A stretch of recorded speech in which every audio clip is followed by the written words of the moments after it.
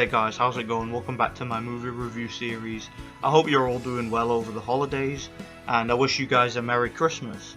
So this year I'm going to be doing something a little different. Now, as you guys know that have been following me, it's kind of a tradition on my channel that every single Christmas I decide to do kind of an update video, just a Merry Christmas to all my subscribers and letting you guys know what's going to be coming in the new year and whatnot. But this year I figured I'd change things up a little bit and do something a little bit different. So what I'm going to do instead is I'm going to review a couple of Christmas movies. Now, today is Christmas Eve, and I'm going to be uploading another movie review tomorrow on Christmas Day, so stay tuned for that. But yeah, Christmas Eve, today I'm going to be reviewing the movie Jack Frost, which is a movie that is a Christmas movie that I just watched for the first time in a long time. And it's a movie from my childhood, which I always loved, so let's talk about it. So, Jack Frost, starring Michael Keaton, released in 1998. So, as I mentioned, this is a Christmas movie, and essentially what this movie is about is Jack Frost is a sort of a rock and roll dad. He's a musician in a band, and he has aspirations to be kind of a big name in the music industry and whatnot. And as a result of that, he kind of neglects his family. He has a young son, a young 11-year-old, and a wife who he basically never sees. He's always away on tour. He's always trying to sign record deals and whatnot. So he's so focused and determined to becoming a musician to the point where he basically neglects his family. And tragically, this character dies in a car accident while he's trying to get home for Christmas. And yeah, the character dies. It does sort of a time jump, and it skips to about a year later, and his young son makes a wish for essentially a Christmas miracle. He wishes that his dad could come home for Christmas one more time, and essentially his wish is granted. He builds a snowman, and the snowman kind of becomes possessed with Michael Keaton, and that's essentially the plot of the movie. He's able to come back, and he gets a second chance to be a dad to this kid. That's essentially the plot of the movie summed up. I mean, there's plenty of comedy, there's a couple of twists here and there, but that's basically the plot of this movie. I love this movie. As weird as it may be to sound, I think this movie's awesome. I think it's one of the most underrated and underappreciated Christmas movies of all time. Now, some of you are probably thinking that assessment is more due to nostalgia than anything else, because this is a movie that I grew up with. It's a movie that I used to watch nearly every Christmas, and I always loved this movie as a kid. I remember when it came out, I was very young, and again, it's a movie that I always go back to here and there, and I usually watch it on Christmas. And I just think that this movie, yeah, there's definitely a lot of nostalgia about it, but there's a lot about this movie in retrospect that I think is incredibly underrated. I mean, just from a filmmaking point of view, the locations of this movie are absolutely beautiful. The movie is set in Colorado, so it's in sort of like a snowy mountain town, and just the backgrounds, the environments, the practical on-location sets of this movie look really good. The movie has a fair amount of practical effects, like the practical snowman effects, which look really good, and occasionally they do have some computerized effects, like when there's a scene where they go skiing and stuff like that, and again, there are some computerized areas in the movie, and the computerized effects, I gotta say, for 1998, they look pretty good, and they blend with the practical effects quite well. So just from a filmmaking point of view, I think this is a good looking movie. I think that it's very well made, good cinematography, good effects, and yeah, I think that for what this movie is, and I don't think it was a particularly high budget movie, it looks really good. It's a very, very good looking movie, and as far as the story and the plot, it is a little bit formulaic, it's a little bit cliche. I mean, the idea of a kid makes a Christmas wish, you've got the dad who works hard but doesn't really make time for family, and has to learn the true meaning of family and what's more important and stuff like that. And it's a message that we've seen conveyed in so many movies, in particular Christmas movies, because Christmas movies, they always have that sort of family theme, don't they? They're very formulaic in that sense, and this doesn't really deviate from that. It plays it very safe, but it's a theme that I think anyone can get behind. I mean, I don't really have a problem with the movie's message and the movie's theme. I think that the heart was in the right place. It's just that a lot of critics would say that it's a little bit formulaic, is all I'm saying.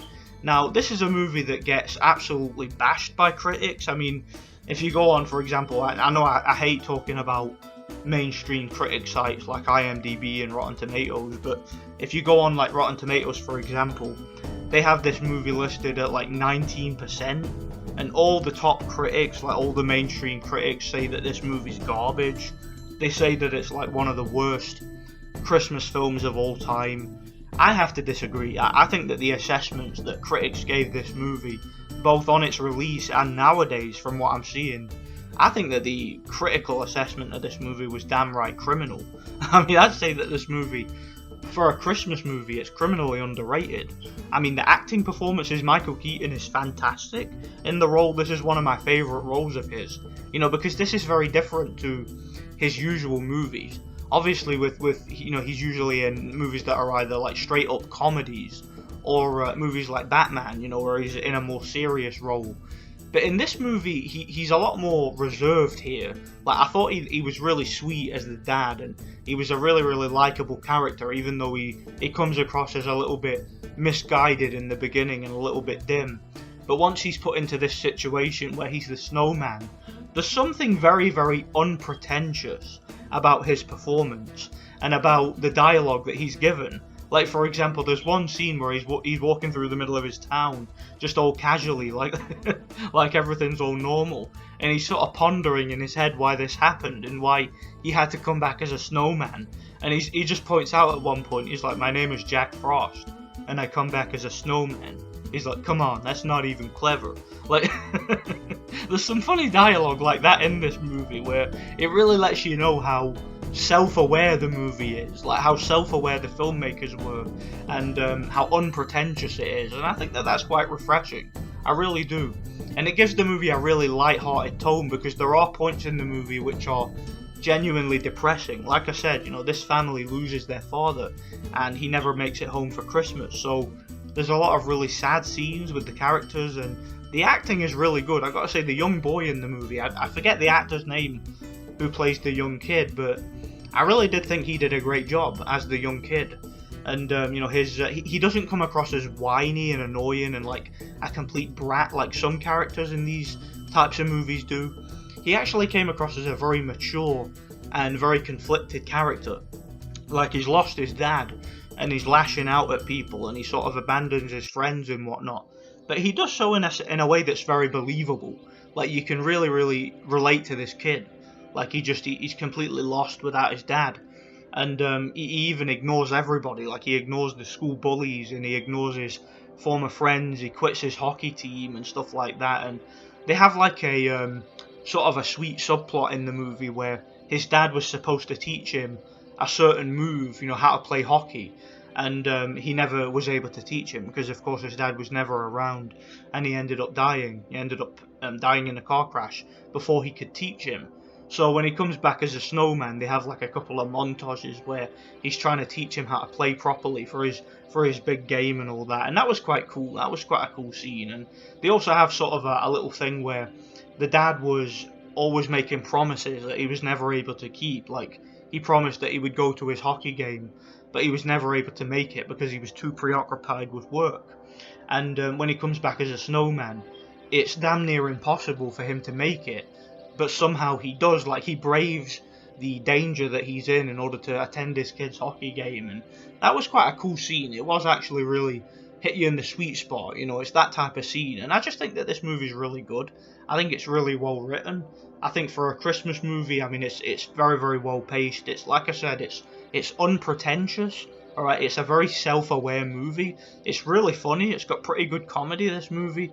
And Michael Keaton, of course, his history and experience of being in comedy movies, his presence in the movie and his voice added to the snowman kind of adds a little bit of authenticity and a little bit of credibility to the role, and he really does make it work. And yeah, I thought this movie was totally fine. I've got no issue with it personally, and I've no idea why critics hated on this movie so much. I mean, maybe the movie just wasn't diverse enough. I mean, the entire cast of the movie is white, for example. There's no sodomy or any of that shit. I guess that critics nowadays would look at a movie like this and they would, they would bellyache about that. They would bitch and moan about those things. I guess that's why this movie gets so harshly critiqued by these modern day critics. I don't know, but even when the movie came out, a lot of the mainstream critics didn't like it. But I think the movie was fairly successful among audiences. But nonetheless, I think that it was a very underrated movie. I really enjoy it. And yeah, as far as a Christmas movie goes, it's one of my favourites. Now, it's not my all-time favourite Christmas movie. Believe me, I'll get to that. And yeah, stay tuned for my next movie review, which is going to be released tomorrow, Christmas Day. I'm going to be reviewing another Christmas movie, which I can't wait to rewatch and review, so stay tuned for that. Let me know what you guys think. Merry Christmas to you guys. Thanks for watching, and God bless.